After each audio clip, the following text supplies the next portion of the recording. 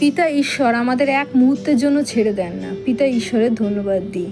পবিত্র বাইবেল 2 করন্থীয় 5:7 সাধু পল বলেন, কেননা আমরা বিশ্বাস দ্বারা চলি, বাহ্য দৃশ্য দ্বারা নয়। পবিত্র আত্মার সহভাগিতা প্রার্থনা করি বিষয়টি বোঝার জন্য।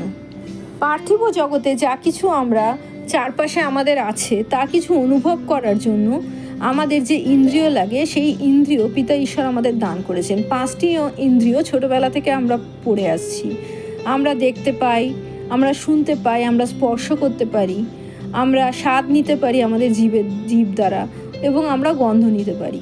এই 5টি ইন্দ্রিয় দিয়ে আমরা আমাদের পৃথিবীর চারপাশে যা কিছু আছে তা অনুভব করতে পারি, তা উপলব্ধি করতে পারি। কিন্তু খ্রিস্ট বিশ্বাসীর কাছে আরেকটি ইন্দ্রিয় আছে, তা হলো বিশ্বাস। যেমন সাধু পল বলেন, আমরা বিশ্বাস দ্বারা চলি, বাহ্য দৃশ্য দ্বারা নয়।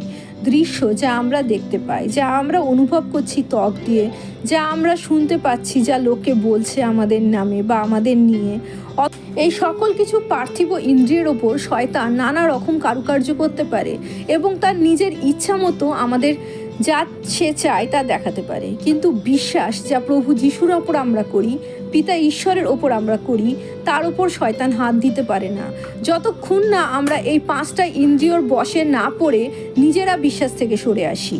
তাই জন্য সাধু পল বলেন, খ্রিস্ট বিশ্বাসী বিশ্বাস দ্বারা চলে, বাহ্য দৃশ্য দ্বারা নয়।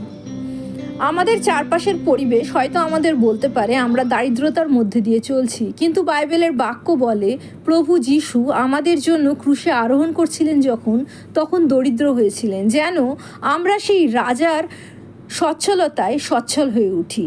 আমরা রোগের মধ্যে দিয়ে চলছি, কিন্তু প্রভু যিশু আমাদের সকল রোগ, আমাদের সকল ব্যথা যন্ত্রণা তার শরীরে গ্রহণ করে। বাক্য বলে তার ক্ষতর দ্বারা আমরা সুস্থ হই। যা আমরা অনুভব করছি, যা আমরা উপলব্ধি করছি এই পার্থিব জগতে তা সত্যি, কিন্তু বাইবেলের বাক্য তার চেয়েও বড় সত্য। আর সেই সত্যই আমাদের এই পার্থিব সত্য থেকে স্বাধীন করবে, সেই বিশ্বাসে দৃঢ় করবে এবং শয়তানের যে পরিকল্পনা, যে ভয়, যে দুর্বলতা আমাদের হৃদয় সৃষ্টি করে তার থেকে মুক্ত করবে। তাই আমরা যখন অসুস্থতার মধ্যে দিয়ে চলি তখন আমরা বিশ্বাস করি আমরা প্রভু যিশুতে সুস্থ হওয়া সত্ত্বেও শয়তানের পরিকল্পনায় বা আমাদের নিজেদের দোষে যে অসুস্থতার মধ্যে পড়ছি তার সাথে লড়াই করছি, এবং পিতা ঈশ্বর আমাদের ভালোবাসেন, তিনি আমাদের অবশ্যই তাতে জয়যুক্ত করবেন প্রভু যিশুর নামে। তাই তো সাধু পল বলেছিলেন যে আমরা দৃশ্য বস্তু লক্ষ্য না করে অদৃশ্য বস্তু লক্ষ্য করে চলেছি।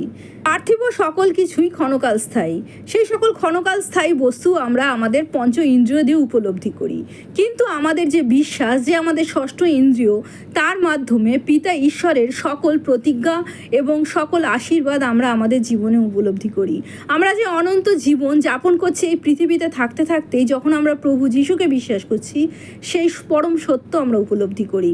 প্রভু যিশুতে বিশ্বাসে থাকলেই আমরা সেই অনন্ত জীবন পাই, পবিত্র আত্মা লাভ করি এবং পিতা ঈশ্বরের পরিকল্পনা যা সর্বৈব সব সময় আমাদের জন্য শ্রেষ্ঠ তা আমাদের জীবনে পূর্ণ হয়।